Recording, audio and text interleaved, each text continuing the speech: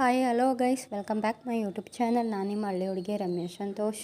ಇಲ್ಲಿ ನಾವೇ ಮನೇಲಿ ಸಾಕಿರುವಂತಹ ವಾತದ ಮರಿನ ಕಡಿದು ಮಾಂಸನ ಮಾರಾಟ ಮಾಡ್ತಿದ್ದೀವಿ. ನೋಡಿ ಎಷ್ಟು ಚೆನ್ನಾಗಿದೆ. ಅದು 17 kg ಇತ್ತು ಮರಿ ವಾತದ್ದು. ಹಬ್ಬದ ದಿನ ಅಲ್ವಾ ಕಟ್ ಮಾಡಿರೋದು ಮರಿನ, ಅದಕ್ಕೆ ನಮ್ಮ ಸಂಬಂಧಿಕರು ಎಲ್ಲ ಬರ್ತಾರೆ, ರಿಲೇಷನ್ ಅಂದ್ಕೊಂಡು ಹಬ್ಬಕ್ಕೆ ಒಂದು 2-3 kg ಅಂತ ಬೇರೆ ಬೇರೆಯವ್ರು ತೊಗೊಳ್ತಾಯಿದ್ರು. ಹಾಗೆ ನಮ್ಮ ಸೈಡಲ್ಲೆಲ್ಲ ಮರಿ ಕೊಯ್ದವ್ರಿಗೆ ಅರ್ಧ kg ಫ್ರೀಯಾಗಿ ಅಂತ ಕೊಡ್ತೀವಿ. ಅವ್ರು ಮರಿನ ಬಂದು ಕುಯ್ತಾರಲ್ಲ ಅದಕ್ಕೆ. ಇನ್ನು ಬೇರೆಯವರೆಲ್ಲ ಕವರಲ್ಲಿ ಹಾಕಿಸ್ಕೊಂಡು ಹೋಗ್ತಾಯಿದ್ರು. ಹಾಗೆ ನಮ್ಮ ಮನೆಯಲ್ಗೂ ನಾವು ಹಬ್ಬ ಮಾಡ್ತಿದ್ದರಿಂದ ನಾವು ಮಡಿಕೊಂಡಿದ್ದೆವು ಮಾಂಸನ. ಮತ್ತು ನಾವೇ ಮನೇಲಿ ಸಾಕಿರೋಂಥ ವಾತದ ಮರಿ ಅಲ್ವಾ, ತುಂಬಾ ಸಾಂಬಾರು ಟೇಸ್ಟಿಯಾಗಿ ಬರುತ್ತೆ.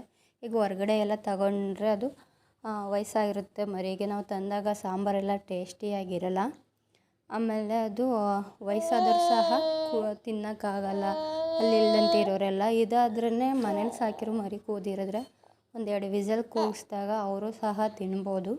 ತುಂಬಾ ಸಾಂಬಾರು ಚೆನ್ನಾಗಾಗುತ್ತೆ. ಅದರಲ್ಲೂ ಕೈಮದುಂಡೆ ಸಾಂಬಾರು ಏನೇ ಮಾಡಿದ್ರು ಚೆನ್ನಾಗಿರುತ್ತೆ. ಹಳ್ಳಿ ಸೈಡಲ್ಲಿ ಜಾಸ್ತಿ ಮನೇಲಿ ಸಾಕೊಂಡು ಇರ್ತಾರಲ್ಲ, ಅವ್ರ ಹತ್ರನೇ ಕಡಿತಾರೆ ಅಂದರೆ ಹೇಳಿರ್ತಾರೆ, ಅವ್ರ ಹತ್ರನೇ ತಗೊಳ್ತಾರೆ ಆಲ್ಮೋಸ್ಟು.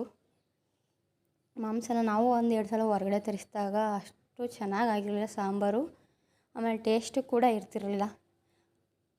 ಅದರಿಂದ ನಾವು ನಮ್ಮ ಮನೇಲಿ ದೇವ್ರಿಗೆ ಅಂತ ಬಿಟ್ಟಿದ್ವು ಹಬ್ಬದ ದಿನ, ಅದಕ್ಕೆ ಕಡಿದು ಮಾರಾಟ ಮಾಡ್ತಿದ್ವು. ತಿಂದರೆ ಮಾತ್ರ ಸೂಪರಾಗಿರುತ್ತೆ. ಎಂಥ ಮುದುಕರು ಮಕ್ಕಳು ಸಹ ತಿನ್ಬೋದು. ಅಲ್ಲಿಗೆಲ್ಲ ಅಷ್ಟೊಂದು ಕಡಿಯೋಕ್ಕಾಗಲ್ಲ ಅಂತ ಏನಿರಲ್ಲ. ಈ ವಿಡಿಯೋ ಏನಾದ್ರು ನಿಮಗೆ ಇಷ್ಟ ಆಗಿದ್ದರೆ ಶೇರ್ ಮಾಡಿ, ಕಮೆಂಟ್ ಮಾಡಿ, ವಿಡಿಯೋ ಲೈಕ್ ಮಾಡಿ, ಪ್ಲೀಸ್ ಸಬ್ಸ್ಕ್ರೈಬ್ ಆಗಿ ಫ್ರೆಂಡ್ಸ್. ನನ್ನ ಎಲ್ಲ ವಿಡಿಯೋಗಳನ್ನು ಆಲ್ಮೋಸ್ಟ್ ನೋಡ್ತಾ ಇರಿ ಪ್ಲೀಸ್. Bye, take care.